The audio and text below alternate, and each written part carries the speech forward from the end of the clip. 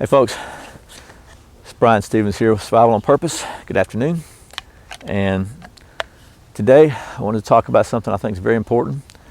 It's maybe not the most glamorous subject in the world, but as many of you know, if you've watched any of my other videos, I'm a Boy Scout leader and have been for several years now. And I was a Boy Scout before that. And one thing that the Boy Scouts are really, really big on is safety. And you know, although sometimes I think you can overdo that when it comes to your life, to things that could really harm you, and it's important to think about safety. So today I want to talk about knife safety, because a lot of things that we do in the outdoors, camping, bushcrafting, survival, or whatever, are going to require the use of a knife, and every time you've got a sharp object, there's a potential for an injury, and a possible really serious injury. So that's what I want to talk about today. I appreciate you being patient. I'm sorry for rambling on here, but it is important, and that's one of the things that we really focus on with the young guys, and we all need to pay attention to it, is safety, especially knife safety. And it's easy to get older and take for granted that I know these things, and I'll tell you, I cut myself just the other day opening a knife, and it wasn't serious, but it didn't feel good. I would have rather not cut myself. So, and it could have been, you could definitely always could have been worse. But so anyway, stick with me, and we'll get right to it. Thanks. Okay, so one of the first things that the Boy Scouts learn about safety, and if any of you have been in the Scouts or you got kids in the Scouts, it's a big deal to carry a knife. Boys like knives. Most boys like knives. A lot of girls like knives. Nothing wrong with that. But in order to have a knife in the Boy Scouts, you got to get what's called a toting chip, means you can tote your knife, right? So you have to learn these safety rules, and that's always a big deal. The kids really want to do that. So one of the first things that you learn is called the blood circle. The blood circle, what that is you reach out just as far as you can, and anything in that circle is in danger of getting cut, in danger of getting hurt if you slip, screw up any other people. So first part of safety is to watch out for other people, and you really want to go out beyond that. So the recommendation is twice that. So if your arm span's 5 feet, and a 10-foot circle around you is going to be safe, because a knife could slip out of your hand or whatever. So first rule is make sure there's nobody in your blood circle when you're working with a knife. That way you don't have a chance of hurting somebody else. So that's the blood circle. Very important safety rule. Okay, second of all, there's another geometry-based safety zone. It's called the triangle of death. And what that means is, a lot of time when you're working with a knife, you're here cutting here, or you're doing whatever, you're working in this area, you're kind of in between, you're sitting or crouched down, you're between your knees. This area here, between this knee, inside your knees, all the way back up through your crotch area, it's called the triangle of death. And the reason is because you got a femoral artery that runs right up in here, kind of inside your groin area on both legs, and it's pretty close to the surface. It's close enough where you could easily puncture it with a slip of a knife, even a small pocket knife. I mean, even a blade this long could puncture your femoral artery. And if it does, that's one of the main arteries in your body, and you can bleed to death very, very quickly.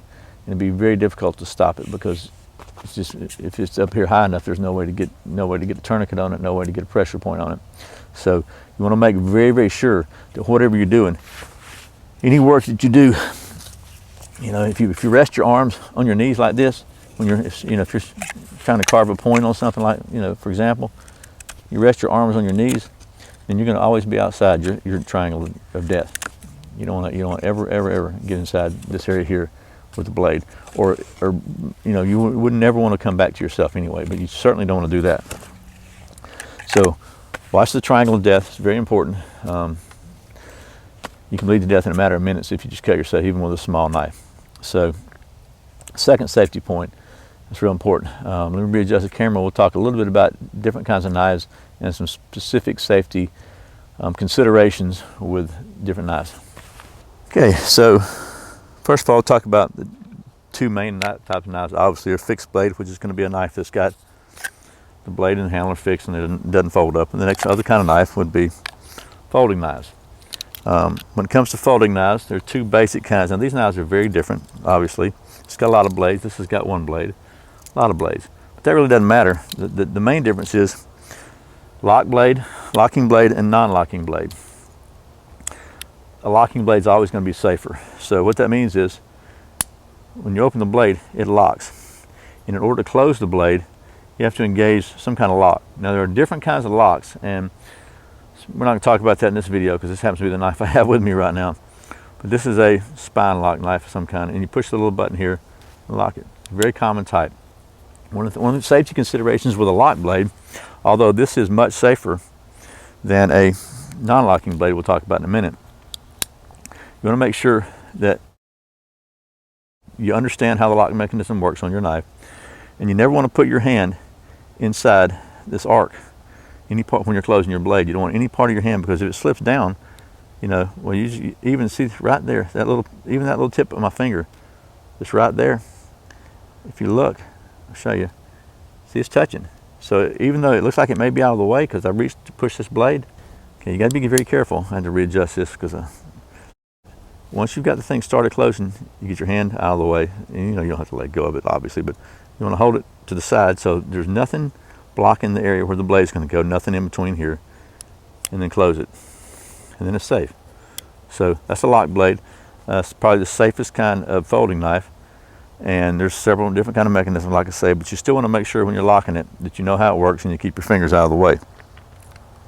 Now, the next and probably more common type of folding knife is just a regular folding knife. This one's got a lot of blades, but that doesn't matter. You can get one with one blade.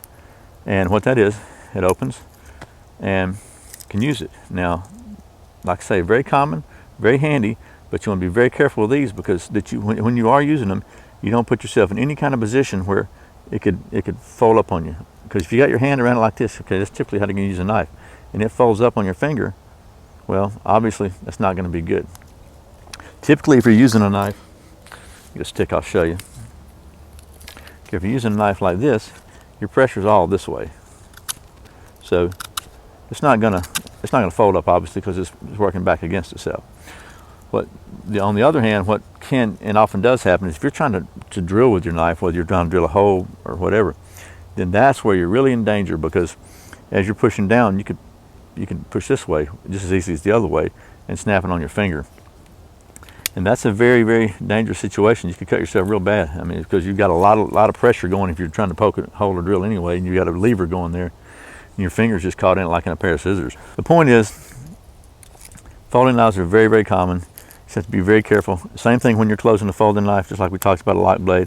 Make sure that these fingers are out of the way when you close it. You hold it to the side like this, so there's nothing in between. Usually if you put the heel of your hand here, there's nothing in between your fingers and the blade. So that's a folding knife. Very handy. In some ways safer than this. You can make these safer. Put these in your pocket. A lot of Boy Scouts only allow you to use these. Whereas a sheath knife, you know, you can't really make it safe without putting it in the sheath. Now, one more thing about knife safety. One of the things they teach in the Boy Scouts, it's especially important with a sheath knife or an axe or something, but even with any knife, is the handoff. And I'm going to demonstrate this from the other hand. Maybe we can make this. But when you're handing a knife to somebody, you got to make sure that other person's got the knife before you let go of it. And the way that's done in the Boy Scouts, and it's just a good idea, it's polite. And when you hand the knife, when that person gets it, once they've got it, they say thank you. When you hear thank you, then you let it go. So I'm handing the knife over here. Thank you. Let it go. It's just a good habit to get into. You're handing a knife to somebody if somebody wants to share your knife. So that's folding knives. Now let's talk a little bit about sheath knives. First of all, this is a very good little sheath knife. It's a Mora knife. But one of the things you got to watch out for, and let me show you. This is another different style Mora knife. And this thing just falls out of it's cold right now, so I guess the handle's shrunk a little bit because it's made out of a polymer. It falls out of the sheath. If it falls out, don't try to grab it. If you drop a knife, never try to grab it. If you try to grab it, well, you know, obviously you can figure out what might happen. You might get cut. So this particular knife, I've said on another video, this is not recommended, in my opinion, for young people, because there's no guard here at all for your finger. So if your hand slips on this, and it's a very slick, smooth handle, really, and it's a very, very, very sharp knife, you're going to cut yourself. So you always want to use a knife for what it's intended. If you were pushing down on this knife, holding it and pushing this way, right, with your hand, it's very easy to slip your hand up because your pressure is already this way. And so if you ever do need to drill the knife, you need to make sure that you get your hand on top of it like this. So there's no way that you're going to slip down over the blade. It's very important. So that's the different functions, different reasons that some knives are safer than others inherently. This knife, same brand, different style, inherently more safer because the handle has this little grip area here. And it's not huge, but it is enough to give you a purchase. And the handle's a little tackier. It's not so when you grab it, you still don't want to push down very strong because you can still slip, but it's got a better guard than no guard.